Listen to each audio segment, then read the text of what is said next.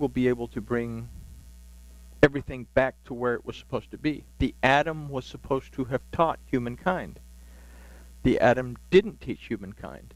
Now, just as in the beginning, we're being given the chance again to do it and to get it straight without the temptations of the Satan being there. Does that make sense to anybody?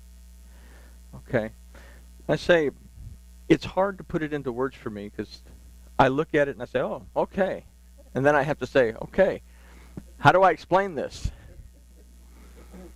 So the final phrase of this verse is the question, and who can abide it? We have spoken about a measure of faith. Literally, this verse says, and whose measure will endure. So we've talked about a measure of faith. It's not asking, and who can abide it? It's saying, whose measure of faith will endure? This is a question that we must always be striving to answer. Where am I? And how do I need to grow? And the next verse gives us a clue topically. Verse 12 says, yet even now, says Yahuwah, turn you unto me with all your heart, and with fasting, and with weeping, and with lamentation. The word for with weeping is uvevehi, that from the root baka means to shed tears of humility, and then to take your state of being seriously. If we are to turn to Yahuwah with all of our hearts and truly wish to walk with Him, then our relationship must become real and not something that we just do on the side.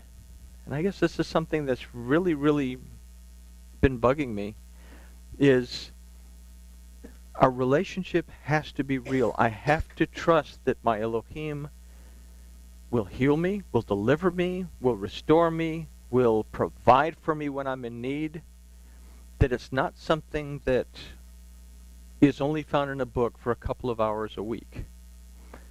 My relationship has to become real. It has to become a way of life with me. Yahuwah will accept us if and when we seek in this way, as is evidenced in the following verses. Verse 13 says, and rend your heart and not your garments, and turn unto Yahuwah your Elohim, for He is gracious and compassionate, long-suffering and abundant in mercy, and repents him of his evil. Verse 14, who knows whether he will not turn and repent, and leave a blessing behind him, even a meal offering and a drink offering unto Yahuwah your Elohim. We cannot judge other people. We don't know the state of their heart. We don't know if they're going to make teshuvah and enter into something as difficult as a grain offering. We think a grain offering, oh boy, you put a little bit of flour in the pan. Easy for us because we can just go to Walmart and buy the flour. They couldn't find grain in the wilderness, much less take the time to refine it down to as fine as it was. And to even give that little bit away was a tremendous, tremendous effort on their part. And for it to be totally and completely burnt up, they're giving themselves completely. Who knows? They might make teshuvah and give themselves completely to me. Who knows? They may enter into the drink offering. They may enter into covenant with me. So verse 14 simply tells us that we do not know to whom Yahuwah will be gracious, and we must not judge others. All we can do is share a message and encourage others to find their walk with Yahuwah in accordance to His word. Yahuwah will determine to whom He will extend blessing and favor, and it will be according to their spiritual connection to Him as to whether it is in agreement with His word or not.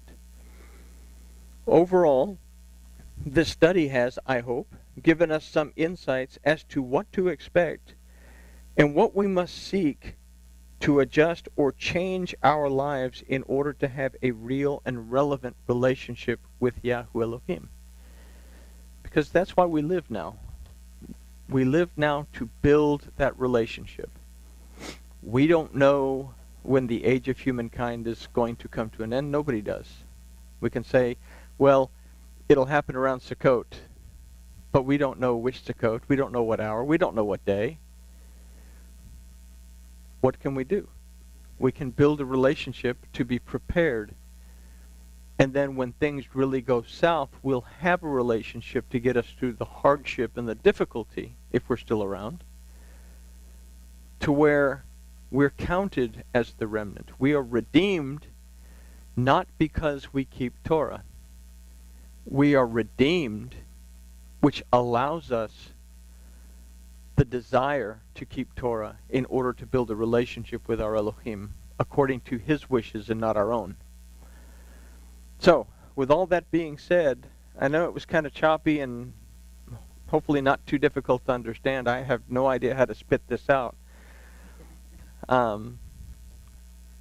So, in the next verses, we're going to find some very critical information about what needs to happen. So, with that being said, grooviness has been achieved.